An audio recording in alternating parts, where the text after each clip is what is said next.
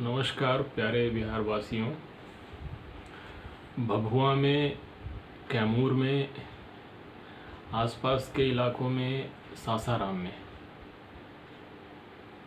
Corona महामारी तेज़ी से चारों तरफ फैल चुका है। इतना ज़्यादा कि लोग दहशत में भी हैं और हर गली, मोहल्ले, चौराहों में एक सन्नाटे को देखकर ऐसा लगता है कि जैसे न जाने क्या बीमारी, क्या आपदा और ये कौन सी स्थिति, कौन सा समय, क्या प्रकोप चल रहा है।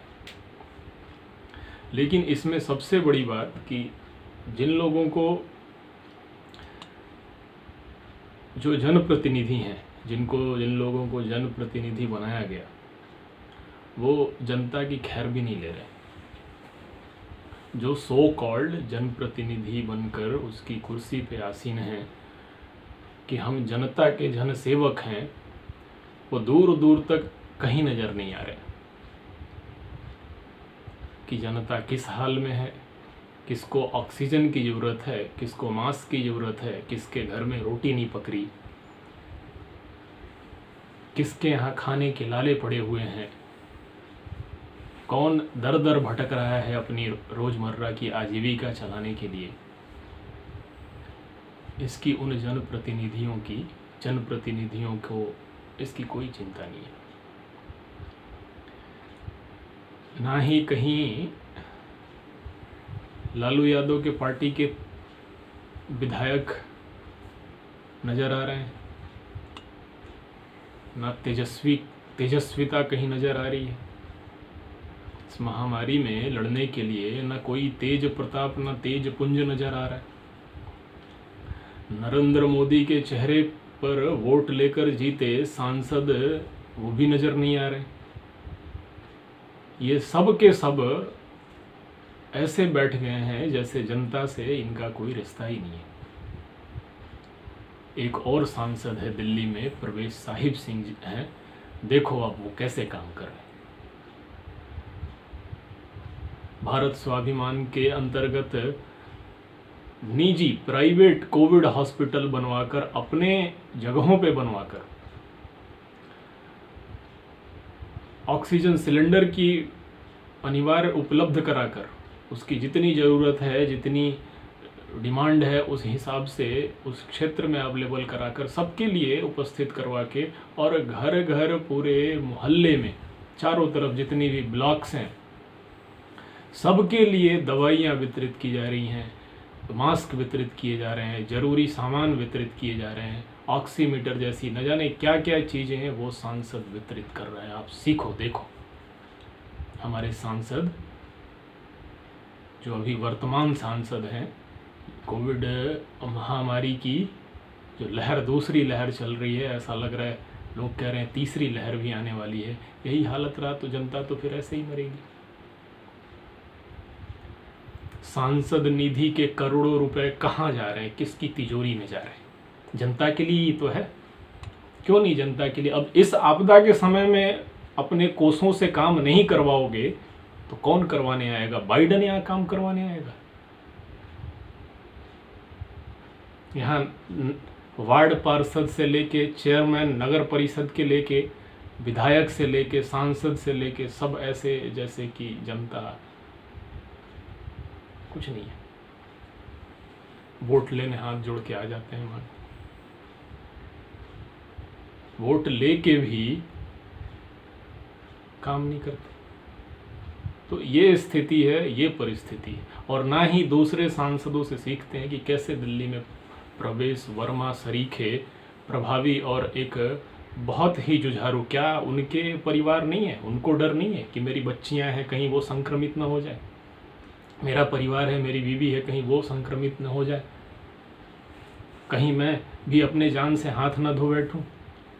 ऐसे लोग मरते नहीं, ऐसे लोग जिंदा रहते हैं ईश्वर के प्रताप से, लोगों की सुरक्षा, उनको सुरक्षित रखने के लिए, उनकी सुरक्षा के लिए। ऐसे आदर्श सांसद से, ऐसे नेता हैं जो आदरणीय डॉक्टर हर्षवर्धन जी, वो भी वहाँ कैसे काम कर रहे हैं। देखो, अपने ही मंत्री से, अपने ही सांसद से सीखो।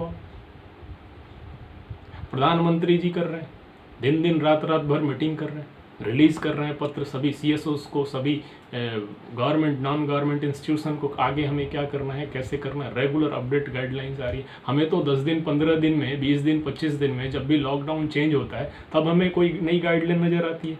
लेकिन इन गाइडलाइंस के पीछे कितनी गाइडलाइंस बनी और लोगों से फीडबैक लेकर जो इंस्टीट्यूशन रन कर रही हैं कितनी गाइडलाइन बनती है।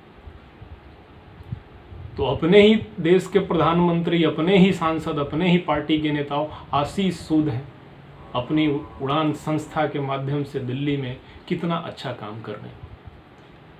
ऐसे विधायक के कैंडिडेट थे वो, यहाँ भभुआ के विधायक थोड़ी सीख वहाँ उनसे ले लें। तभी तो दुर्दशा है पूरे देश में, हालत ऐसी खराब है हर दृष्टिकोण से, ये मानते नहीं आप, लेकिन बिहार की स्थिति वैसी नहीं है बाकी जो देश के अन्य राज्य हैं। और इसमें कहीं ना कहीं ये भी जिम्मेदार है। करोड़ों रुपए विधायक फंड के, सांसद फंड के, ये नगर परिषद में कई 100 करोड़ रुपए शायद कुछ दिनों पहले मुख्यमंत्री नीतीश कुमार जी ने रिलीज किया है साफ सफाई के लिए।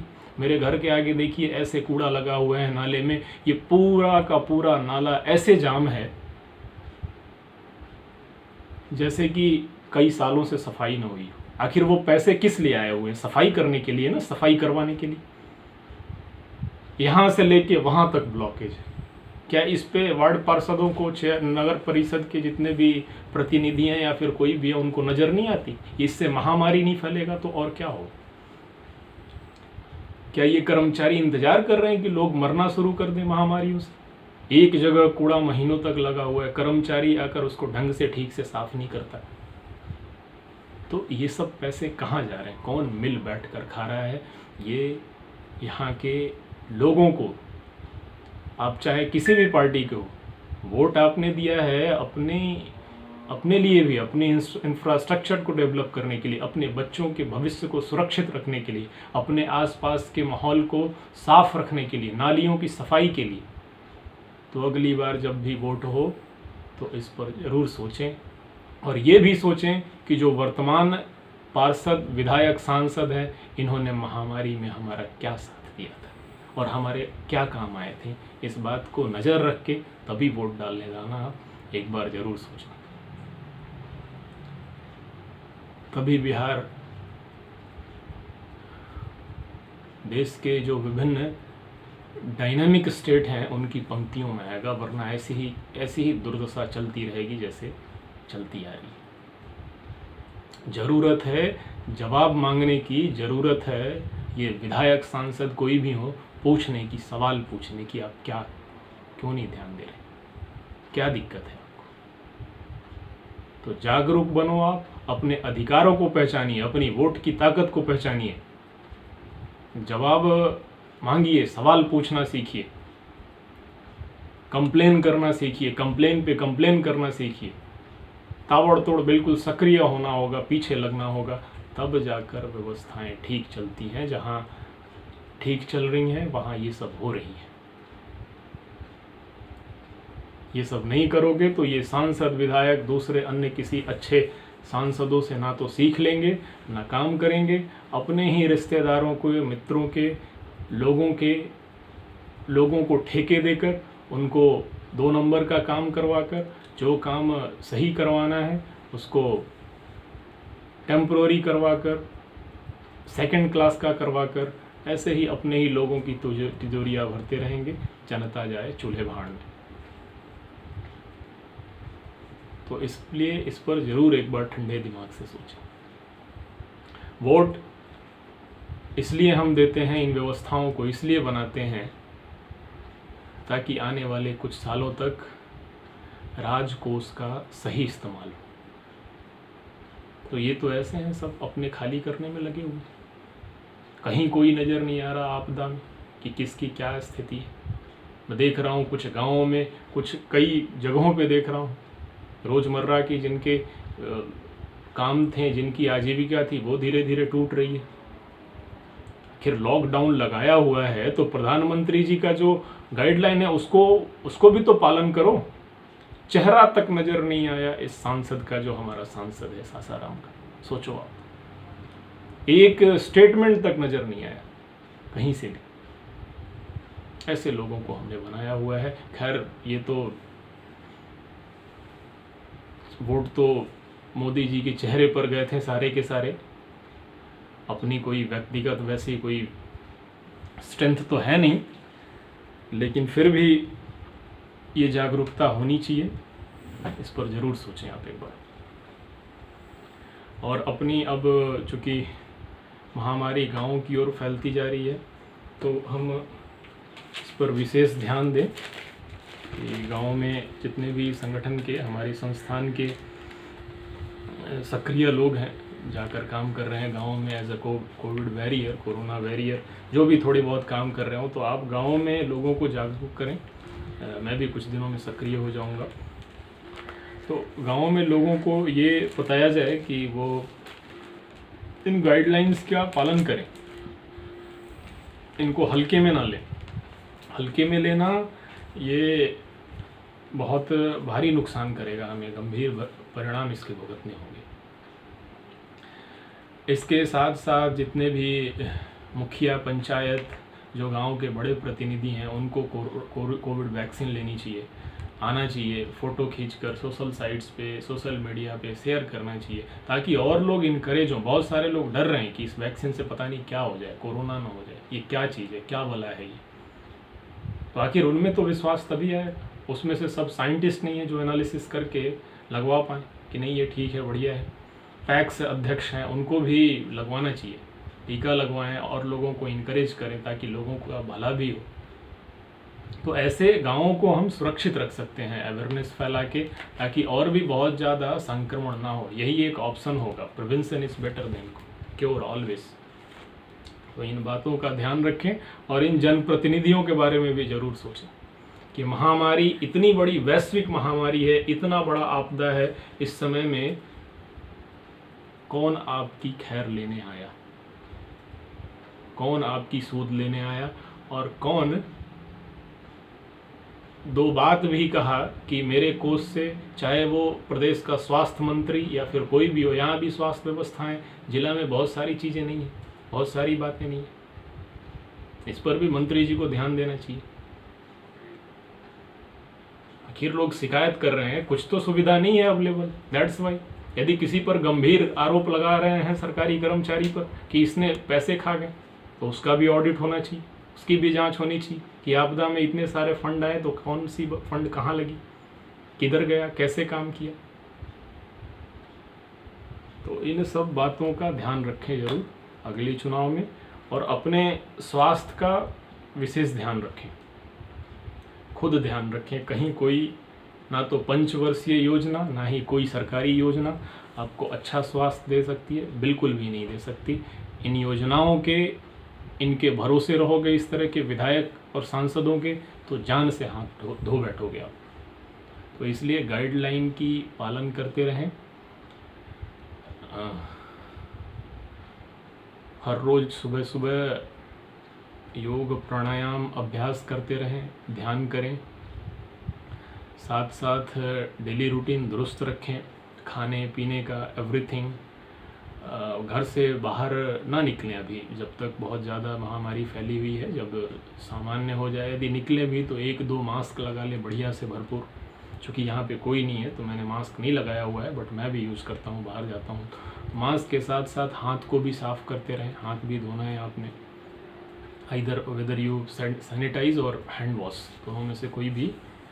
और इसके साथ साथ डिस्टेंस, 2 इंडिविजुअल के बीच में एक पर्टिकुलर डिस्टेंस रखें, 6 फीट की, 2 गज की, 1 मीटर की, जो भी प्रिस्क्राइब्ड है, जो ठीक लगे। पास से ब्रीदिंग एक्सचेंज ना हो जब तक स्वस्थ ना हो। यदि ऐसा आपको संदेह है तो थोड़ी दूर बना कर रखें, कुछ दिनों तक दूरी, ये ध्यान रखें। और पूरे शहर में भभुआ, कैमूर, सासाराम, बक्सर, भागलपुर, पटना,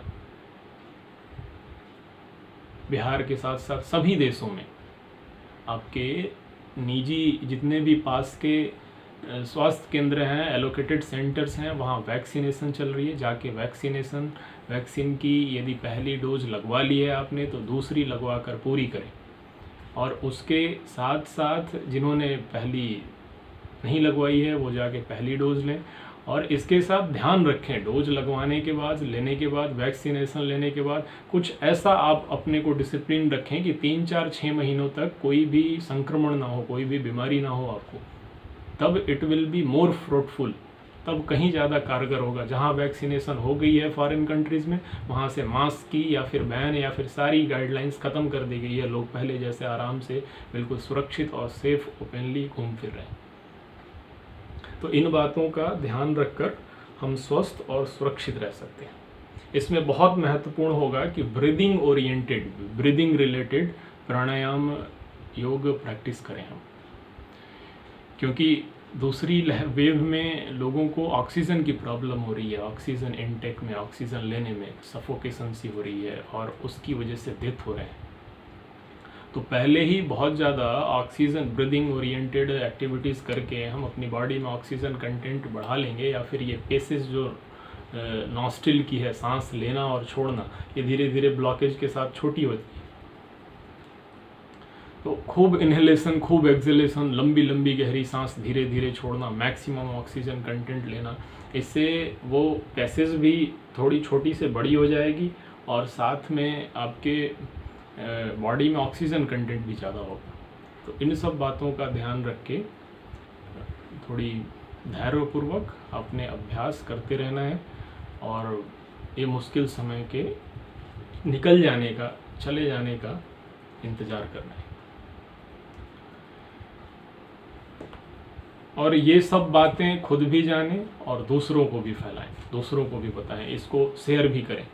आपको ये जानकारी मिल रही है तो इस केंद्र से, इस चैनल से जुड़े, ताकि जो भी रिलीज़ किया जाए, जो भी आपको सेंट्रलाइज में यहीं रिलीज़ कर दे रहा हूँ, कई सारे चैनल हैं, तो यहाँ से आपको सारी ऑथेंटिक जानकारी मिल जाए, जो जो नई रिलीज़ हो रही है या फिर जिस बात की आपको बहुत ज़्यादा ज़रूरत है। तो जुड़े रहें चैनल के साथ, सब्सक्राइब करके, या फिर आप कुछ सेव करके ऐसा करें कि नई वीडियो आए तो आपको पता चल जाए। तो इन सब बातों का ध्यान रखें। आपकी स्वास्थ्य की अच्छी शुभकामनाओं के साथ, धन्यवाद।